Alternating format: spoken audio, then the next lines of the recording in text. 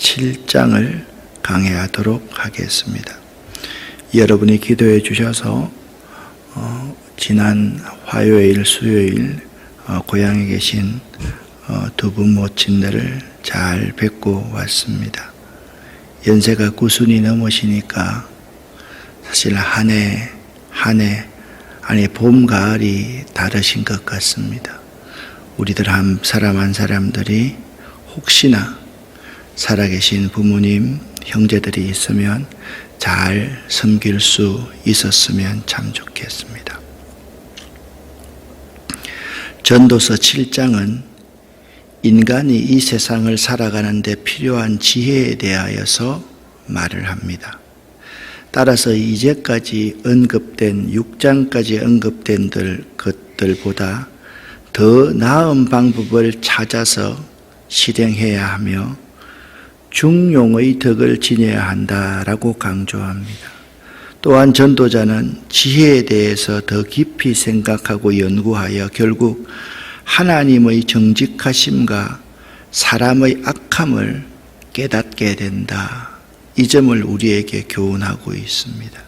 그리하여 우리가 이 세상을 살아가는 데 꼭 필요한 지혜는 하나님의 선하심을 따르는 것이라는 사실을 분명히 합니다. 전도서 7장은요, 우리가 평소 때 많이 암송하고 외우던 성경 구절이 많이 나옵니다. 먼저 1절부터 10절까지를 개역 개정 사판으로 함께 합독하겠습니다. 좋은 이름이 좋은 기름보다 낫고 죽는 날이 출생하는 날보다 나으며 초상집에 가는 것이 잔치집에 가는 것보다 나으니 모든 사람의 끝이 이와 같이 됨이라. 산자는 이것을 그의 마음에 둘지어다. 슬픔이 웃음보다 나음은 얼굴에 근심하는 것이 마음에 유익하기 때문이니라. 지혜자의 마음은 초상집에 있으되 우매한 자의 마음은 혼인집에 있느니라. 지혜로운 사람의 책망을 듣는 것이 우매한 자들의 노래를 듣는 것보다 나으니라. 우매한 자들의 웃음소리는 손 밑에서 가시나무가 타는 소리 같으니 이것도 헛되니라. 탐욕이 지혜자를 우매하게 하고 뇌물이 사람의 명철을 망하게 하느니라. 일의 끝이 시작보다 낫고 참는 마음이 교만한 마음보다 나으니 급한 마음으로 노를 바라지 말라. 노는 우매한 자들의 품에 머무름이니라. 옛날이 오늘보다 나은 것이 어찌미냐 하지 말라. 이렇게 묻는 것은 지혜가 아니니라. 아멘. 여기 아름다운 이름이 보배로운 기름보다 낫다라는 말은 덕성 있는 명망이 물질적인 부요보다 낫다라는 뜻입니다. 여기서 보배로운 기름이란 값비싼 향유를 가리키는데요, 부기를 뜻합니다. 이 기름을 건동지방에서는 땅의 소산 중에 귀중한 것 중의 하나로 취급했으며 연회석이나 귀중한 손님에게 이 기름을 사용했습니다. 이렇게 귀중하게 여긴 기름보다는 차라리 아름다운 이름, 곧 덕망 있는 명성이 더 낫다라고 말을 합니다. 한편 예수님께서는 보배로운 기름을 부어 예수님의 장례를 예비했던 한 여인에게 아름다운 이름을 주셨습니다. 우리 믿는 사람들은요, 자기 이름보다 주님께서 우리에게 부여해 주시는 아름다운 이름, 성도들이 우리에게 부여해 주는 아름다운 이름을 가져야만 합니다. 주님께서 우리에게 부여해 주시는 믿음의 칭찬, 그 자가 아름다운 이름을 가진 자이고, 우리가 신앙생활을 하다 보면 저분은 참 아름다운 사람이다 라는 말이 나올 때가 있습니다. 우리는 항상 있잖아요. 하나님을 생각하고 사람을 생각하면서 살아가야만 합니다. 그래서 우리에게 아름다운 이름이라는 것은 참 중요합니다. 혹시나 여러분은 자신만의 보배로운 기름을 아끼느라 우리 주님께서 주시는 아름다운 이름을 포기하고 있지는 않습니까? 나의 보배로운 기름을 아낌없이 주님께 쏟아부을 수 있어야지, 이웃에게 아낌없이 쏟아부을 수 있어야지 아름다운 이름을 얻을 수 있는 것이지, 인색하고 나만 그냥 가지려고 하는 그런 마음 가지고는 결코 아름다운 이름을 얻을 수가 없습니다. 7장 2절 말씀을 여러분과 제가 함께 읽어보겠습니다. 초상집에 가는 것이 잔치집에 가는 것보다 나으니 모든 사람의 끝이 이와 같이 됨이라. 산자는 이것을 그의 마음에 둘지어다. 아멘. 이 2절 말씀은 3절과 4절과 연결이 됩니다. 슬픔이 웃음보다 나음은 얼굴에 근심하는 것이 마음에 유익하기 때문이라.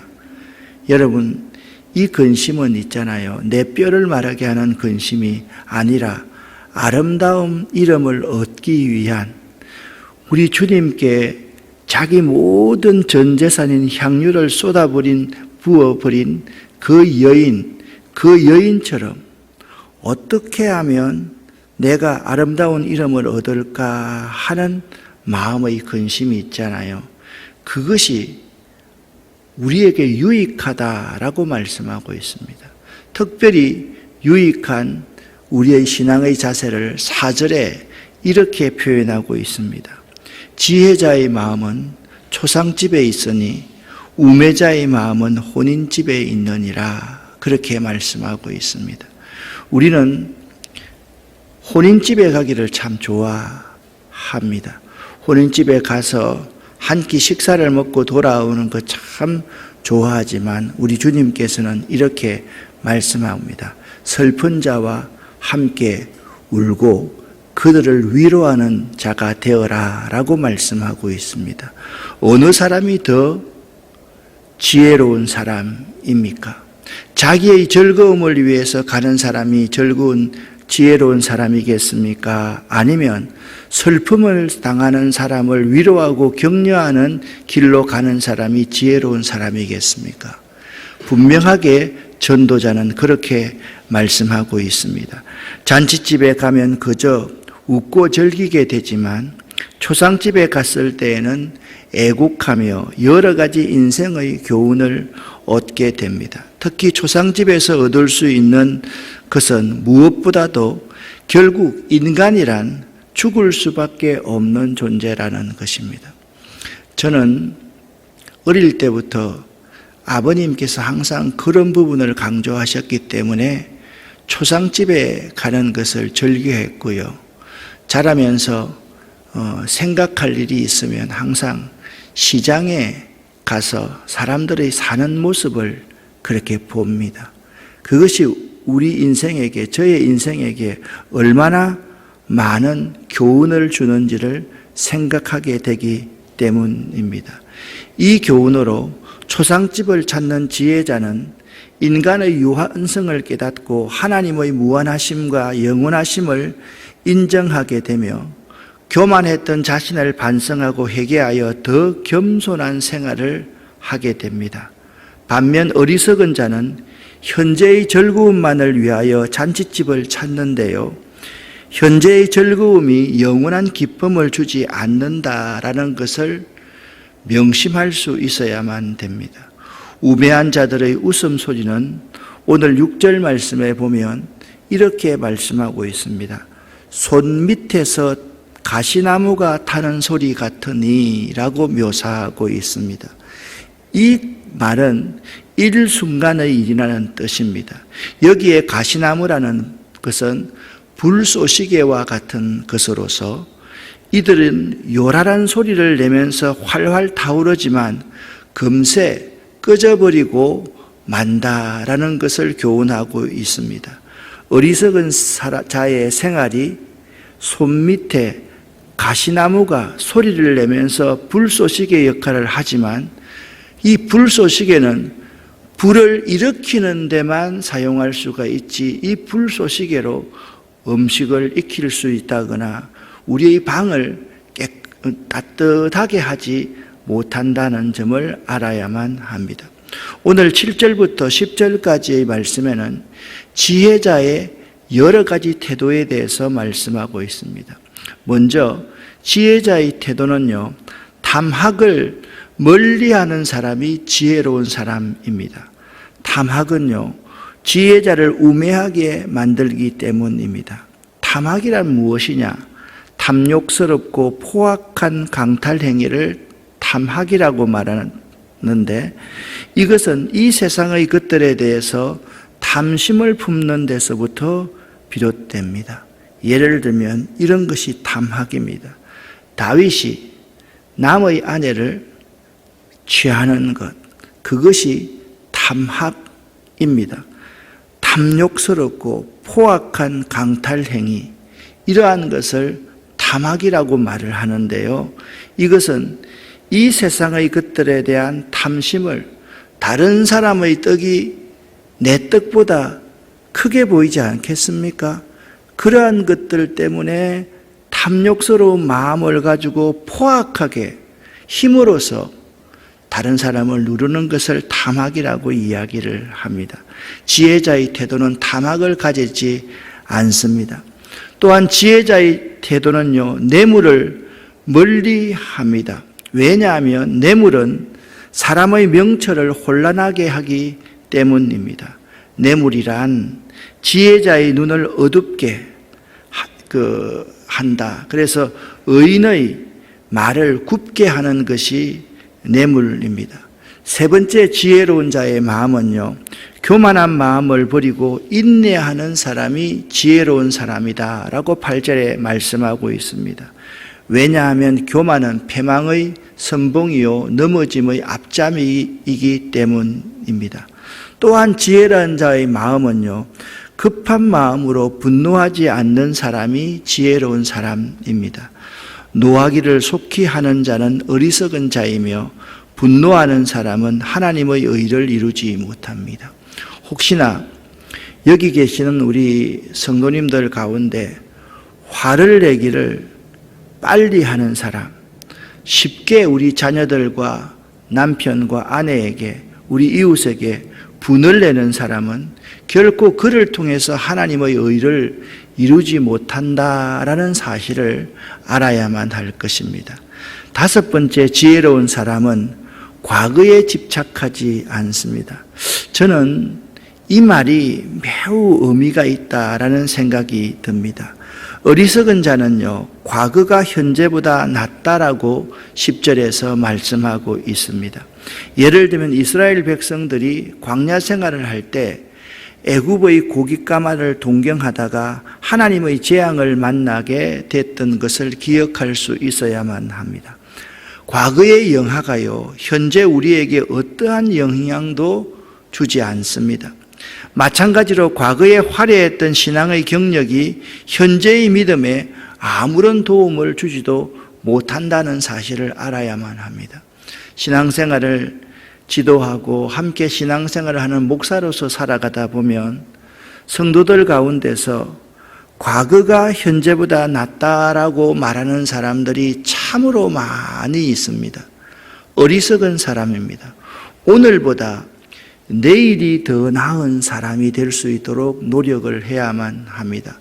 과거보다 현재가 좀 더 나은 사람이 되어야지 시간이 가면 갈수록 더 과거만 생각하고 현재에 대해서 소홀히 하고 현재의 성도들이 나에게 아름다운 이름으로 생각하지 않고 저분 있으면 참 끄리끼고 저분 있으면 가지 않고 저분 있으면 오고 싶지 않다라고 생각하는 사람이면 그것은 매우 어리석은 사람인 것입니다. 우리는요, 하나님과 항상 사람을 생각하면서 살아야만 하는 것입니다.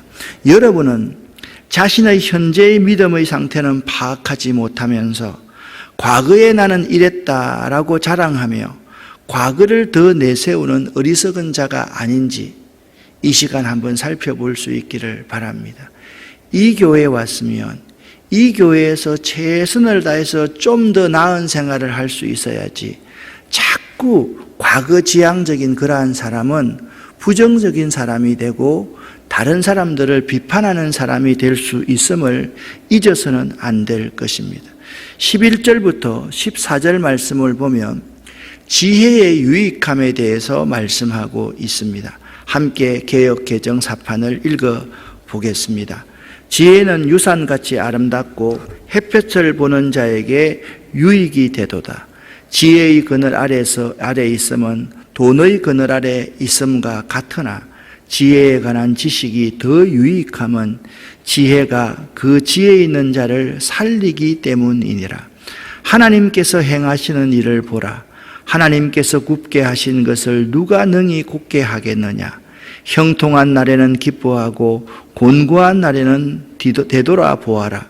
이 두 가지를 하나님이 병행하게 하사 사람이 그의 장래 일을 능히 헤아려 알지 못하게 하셨느니라.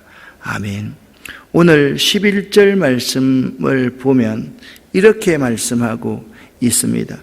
지혜는요, 조상에게 물려받은 재산만큼이나 좋은 것이며 살아있는 모든 사람에게 지극히 유익한 것이라고 평가하고 있습니다. 그 지혜는 인간의 생명을 건져내기도 하는 것, 살려내기도 하는 것이다 라고 말씀하고 있습니다.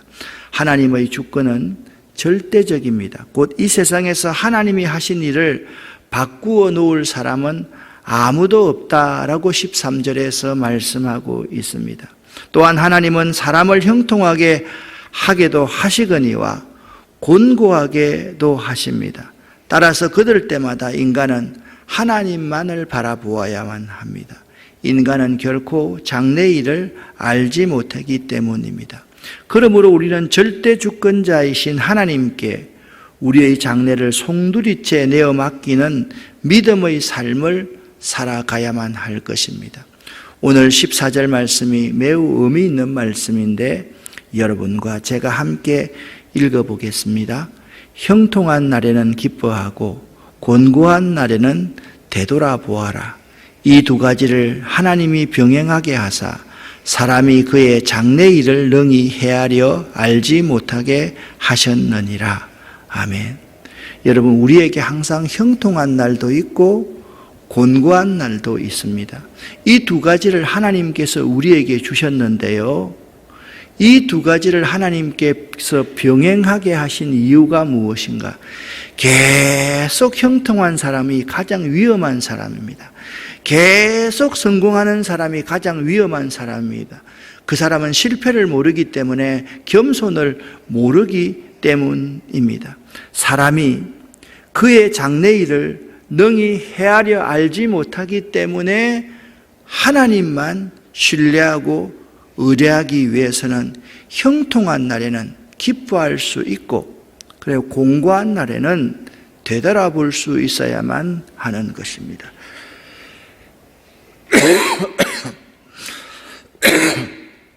죄송합니다. 15절부터 18절까지는 아주 중요한 중용의 덕에 대해서 말씀하고 있습니다. 함께 개역 개정 4판을 읽어보겠습니다. 내 허무한 날을 사는 동안 내가 그 모든 일을 살펴보았더니 자기의 의로움에도 불구하고 멸망하는 의인이 있고 자기의 악행에도 불구하고 장수하는 악인이 있으니 지나치게 의인이 되지도 말며 지나치게 지혜자도 되지 말라. 어찌하여 스스로 패망하게 하겠느냐. 지나치게 악인이 되지도 말며 지나치게 우매한 자도 되지 말라. 어찌하여 기한 전에 죽으려고 하느냐. 너는 이것도 잡으며 저것에서도 내 손을 놓지 아니하는 것이 좋으니 하나님을 경외하는 자는 이 모든 일에서 벗어날 것임이니라.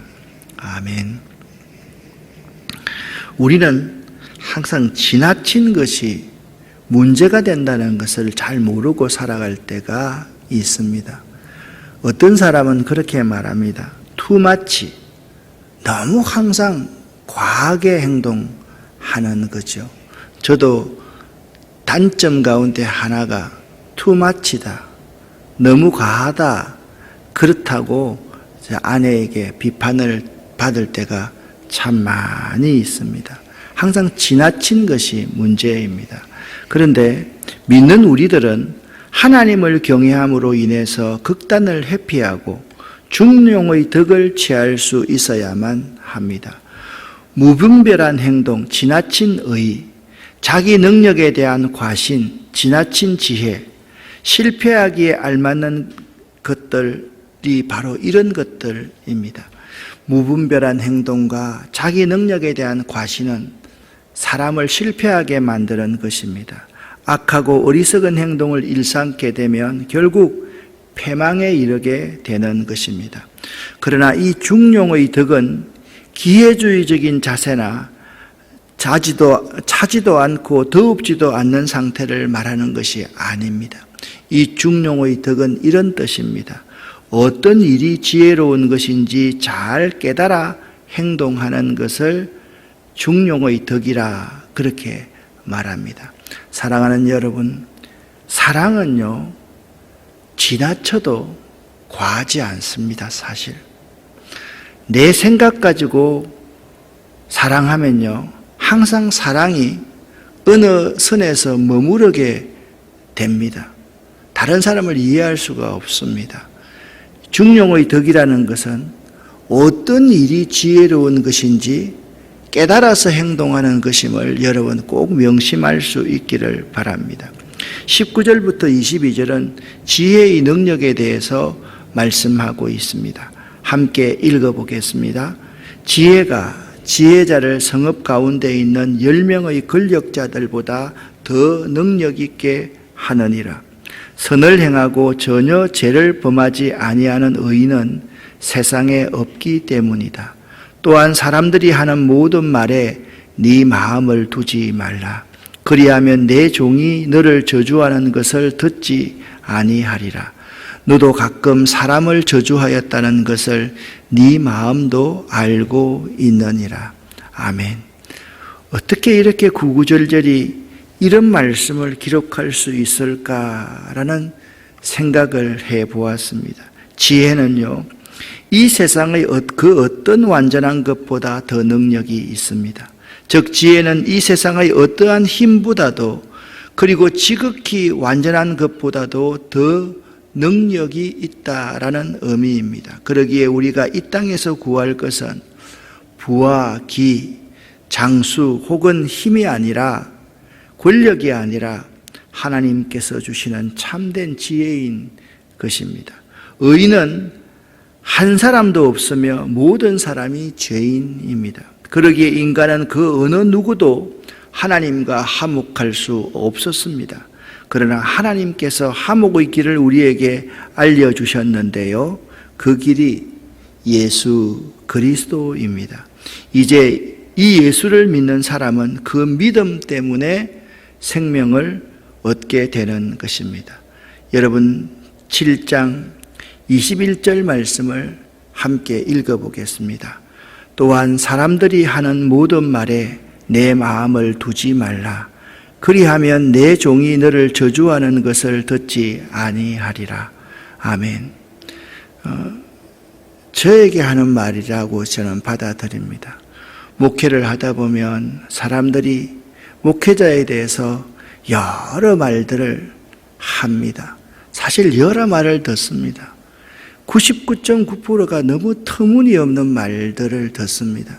거기에 마음을 두면 상심하게 되고 선한 일을 할 동력을 잃어버리게 되는 것이 목회자입니다. 그래서 사람들이 하는 모든 말에 마음을 두지 않고 오직 믿음의 주요 온전케 하시는 이인 예수만 바라보고 살아가는 것, 이것은 매우 중요한 삶임을 알아야만 합니다.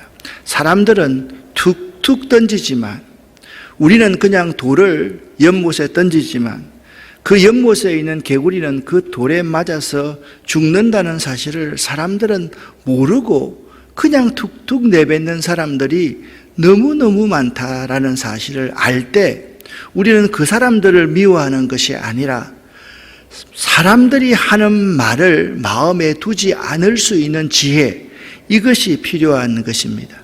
오늘 마지막으로 이 전도자가 깨달은 것 한 가지, 23절부터 29절에서는 여러분 29절 한 가지만 잘 바라볼 수 있으면 되겠습니다. 함께 시간이 좀 가지만 읽어보겠습니다.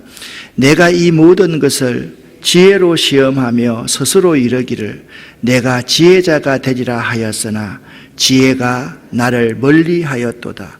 이미 있는 것은 멀고 또 깊고 깊도다. 누가 능히 통달하랴.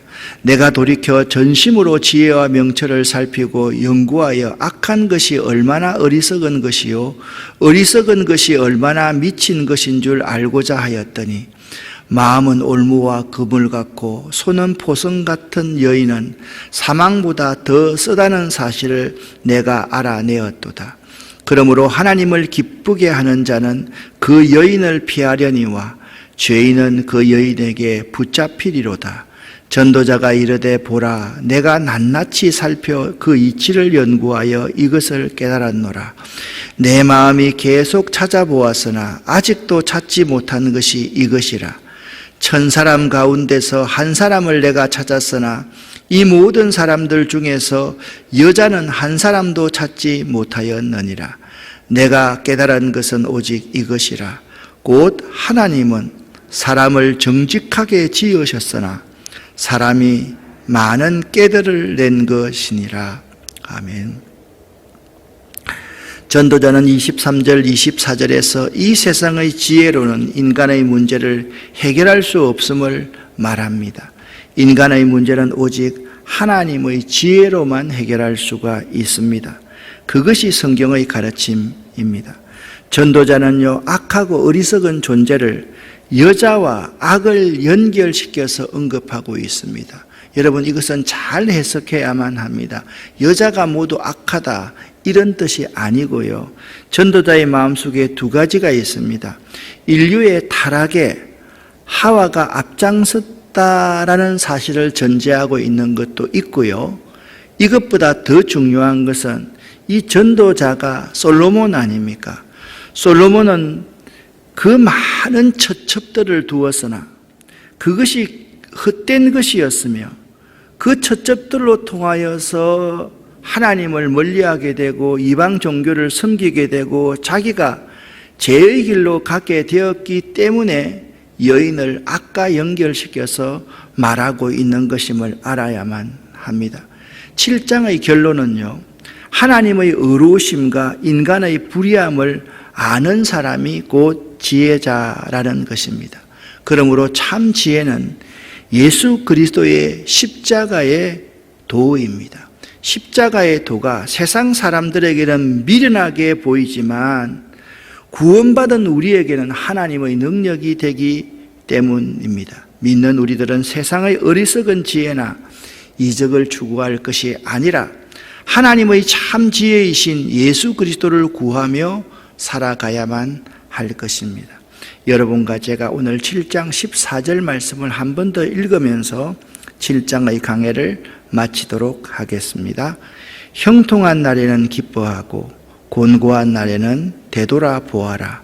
이 두 가지를 하나님이 병행하사 사람이 그의 장래 일을 능히 헤아려 알지 못하게 하셨느니라. 아멘. 오늘은 8시부터 글로벌 선진학교라고 우리 한국 대안학교 가운데 아주 크고 훌륭한 대안학교인 우리 남진석 이사장님, 남진석 목사님이 우리 교회를 오십니다. 우리 노회 가운데서 큰 교회인 안산제일교회 담임 목사님, 그리고 부천 동강교회 담임 목사님이 오셔서 그분과 함께 한 2시간 정도 대담하면서 대안학교에 대해서 오늘 좀 배우게 될 것입니다. 여러분 기도해 주시기를 부탁을 하고, 또 제가 다음 월요일부터 9박 10일 동안 중앙아시아를 다녀오게 됩니다. 또 새벽 기도의 시간에 만날지 모르겠지만 제가 없는 기간 동안에 여러분이 교회를 잘 지켜주시고 기도해 주시기를 바랍니다. 기도하겠습니다. 하나님 아버지, 지혜로운 자가 되기를 원합니다. 지혜로운 자의 마음은 초상집에서 인생을 배우고 인생의 허무함을 배워서 하나님만 의지하게 만듦을 배웠습니다. 형통한 날에는 기뻐하고 곤고한 날에는 생각할 수 있는 저희가 되기를 원합니다. 하나님, 우리 가운데 함께 하시고 이 시간 우리 가운데 응답하여 주시옵소서. 예수 그리스도 이름으로 축복하옵고 간절히 기도 올립니다.